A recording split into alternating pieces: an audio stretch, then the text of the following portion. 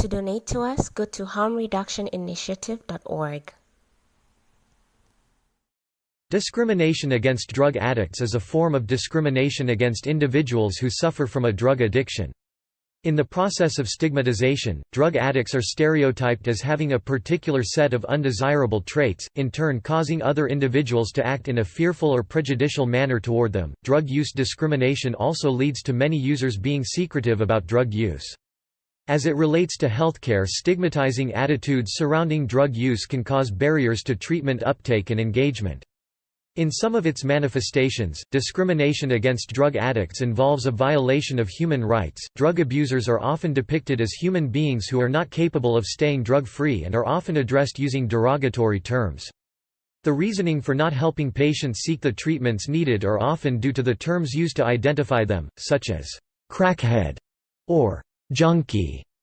The name-calling and stigma places a sense of shame for drug users for a disease that takes control of them physically and psychologically. Discrimination against drug abusers is very common in the workplace, and the most familiar example happens when employers give random drug tests to see if the employee will pass it.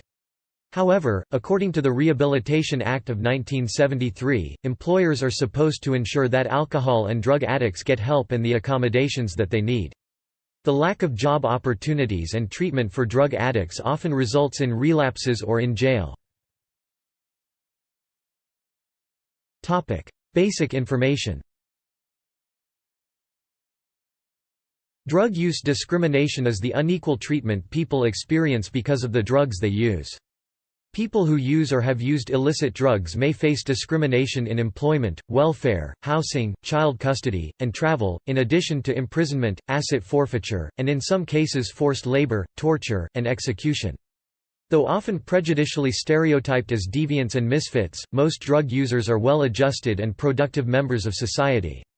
Drug prohibitions may have been partly motivated by racism and other prejudice against minorities, and racial disparities have been found to exist in the enforcement and prosecution of drug laws.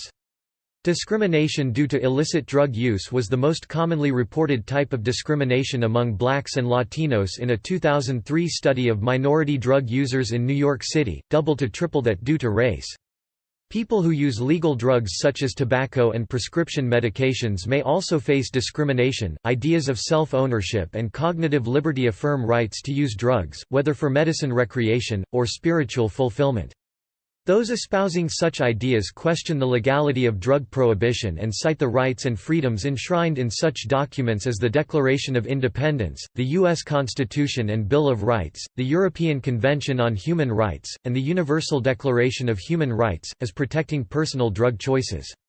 They are inspired by and see themselves following in the tradition of those who have struggled against other forms of discrimination in the past. Drug policy reform organizations such as the Drug Policy Alliance, the Drug Equality Alliance, the Transform Drug Policy Foundation, and the Beckley Foundation have highlighted the issue of stigma and discrimination in drug policy. The Partnership for Drug-Free Kids also recognizes this issue and shares on its website stories that break through the stigma and discrimination that people with drug or drinking problems often face. A report issued by the Global Commission on Drug Policy, critical of the global war on drugs, states, undermining human rights, fostering discrimination. Punitive approaches to drug policy are severely undermining human rights in every region of the world. They lead to the erosion of civil liberties and fair trial standards, the stigmatization of individuals and groups, particularly women, young people, and ethnic minorities, and the imposition of abusive and inhumane punishments. Although still illegal at the federal level, about half of U.S. states have legalized marijuana for medical use, and several of those states have laws, or are considering legislation, specifically protecting medical marijuana patients from discrimination in such areas as education, employment, housing, child custody, and organ transplantation. Drug abusers often choose the jail system because being in the real world exposes them to the very things that made them turn to drugs. Many drug users choose jail so they can utilize the drug court program. The first drug court program was started in 1989 in Florida. The purpose of the drug court program was to put the court's authority in motion to reduce the drug crime rate by offering rehabilitation to drug addicts. In 2015, up to 3,000 drug courts were available in the U.S. and merely 120,000 defendants were being worked with per year. The overall goal of the drug court program is to reduce the need for drugs and the crimes that accompany them. Statistics have led researchers to believe drug court may be an effective resolution to end drug addiction. Motivational patterns. Drugs, especially opioids and stimulants, can change the motivational patterns of a person and lead to dissocialization and degradation of personality. Acquisition of the drugs sometimes involves black market activities and leads to criminal social circle. Institutional patterns. Many companies in the Silicon Valley use this practice of giving small dosages of LSD and psilocybin mushrooms to their workers to stimulate the minds of their workers. This practice is called microdosing, which has become increasingly popular to enhance creativity in the minds of the company's workers. Microdosing involves taking small dosages of psychedelic substances in order to produce subtle changes in cognitive functions without modifying their perception. Although the drugs LSD and shrooms are illegal, this is still allowed, yet there's individuals with criminal records and are in jail for 40 years because of either using these drugs or selling them. Yet most companies are using these drugs with consent of the workers to enhance their creativity. LSD has been speculated to improve your mood, enhance your cognition. In many colleges there's a mutual understanding that college students abuse drugs not only for fun and good times but to study and pass exams. The drugs Ritalin and Adderall are stimulants that are prescribed to kids with ADHD, yet in college there's an influx of this drug trafficked. These drugs stimulate your nervous system, making you awake and attentive. This allows you to study for longer periods of time. These drugs are abused, yet there's alcoholics that went through rehabilitation yet are still criticized, ostracized and excluded because they had an illness. Drug addiction is a serious illness and is incredibly hard to overcome.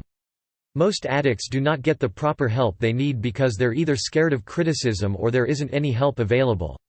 When they do get help, they are still criticized for being an addict at one point, but what people fail to realize is addiction can affect the brain mentally. Lack of objective information about drugs. An important role in the process of discrimination is played by the lack of objective information about drug addiction and drug addicts, caused by legislative barriers to scientific research, the displacement of such information by propaganda of various kinds. Due to the lack of information about drug addiction and drug addicts, people do not understand how an individual can become an addict.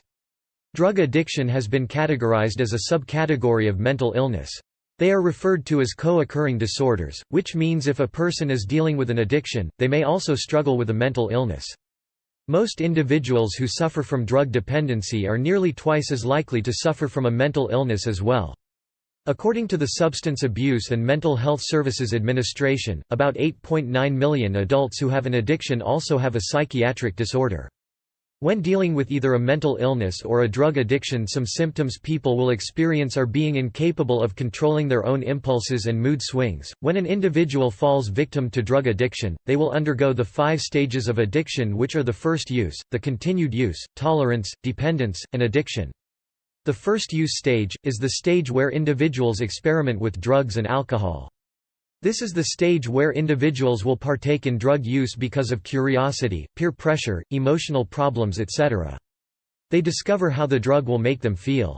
In the continued use stage, individuals know how the drug makes them feel and is likely to notice that they're not getting high as quickly as they used to. In the tolerance stage, the brain and the body have adjusted to the drug and it takes longer to get the high an individual is seeking. Tolerance arrives after a period of continued use and is one of the first warning signs of addiction. In the dependence stage, the brain becomes accustomed to the drug and doesn't function well without it. Substance abusers become physically ill without the use of drugs and will begin to develop symptoms of withdrawal. This is a sign that the addiction is beginning to take hold of the individual. In the addiction stage, individuals find it impossible to stop using drugs even if they do not enjoy it or if their behavior has caused problems within an individual's life.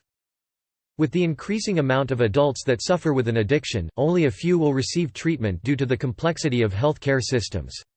Most health care systems do not have insurance coverage for addiction recovery, and many health care providers have little to no training in treating addiction. Some doctors do not feel comfortable treating an addiction due to their lack of knowledge and training of the topic. This is one of the reasons why drug dependence is difficult to recover from. Drugs and HIV infection. Among injecting drug users, the incidence of HIV infection is higher than among other drug addicts. However, punitive and discriminatory measures against drug addicts are not able to eliminate either the spread of drug addiction or HIV. Topic: Global impact. Topic: Africa. Africa has an estimated number 28 million substance users. This number is impacted by the rising availability of injection-based drugs such as heroin, cocaine, and methamphetamines. Socio-demographic factors are often primary determinants of the health status of drug users. These factors contribute to individual drug use behaviors such as the sharing of needles and the solicitation of sex in exchange for police protection or more drugs. Nutritional status, family support, stigma, discrimination, adherence to medication, and recovery from addiction are also impacted by these socio-demographic factors. Research shows that the majority of drug users transition from the use of non-injection substances to injection substances or use both simultaneously. Kenya. In Kenya there is a link between injection-related discrimination, mental health, physical health, and the quality of life for those who inject drugs. The rates of discrimination are linked to higher levels of psychological distress and risk behaviors. Women in Kenya account for 1/10 of the drug users. These women tend to experience the regular discrimination faced by drug users in addition to gender-related discrimination. Levels of discrimination are often higher for those that are also HIV positive. See also: Cognitive liberty, drug liberalization.